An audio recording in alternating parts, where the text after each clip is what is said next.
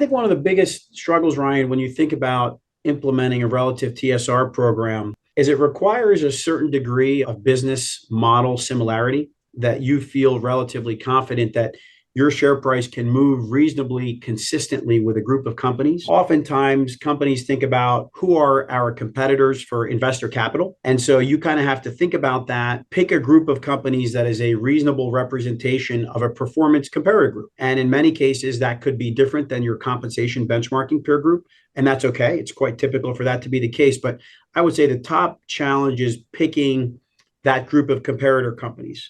Secondarily, some other issues that often come up, the accounting expense for a market-based, long-term incentive, performance-based component is a fixed and irreversible accounting expense. There's a Monte Carlo simulation that's required, and you determine your cost per unit, and that cost per unit plays through your accounting books regardless of what ends up happening with the payout. Now, if you have a really low payout or a zero payout, you end up in a situation where you're taking an accounting expense that's far higher than what value was realized by the executives.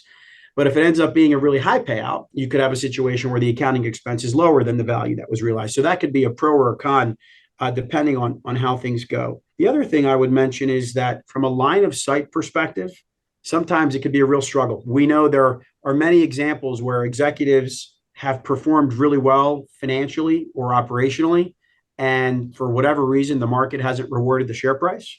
So there's a line of sight question of, as an executive, how can I necessarily control the share price of our company, let alone the share price of the 30 or 40 or 50 companies against which we're making comparisons?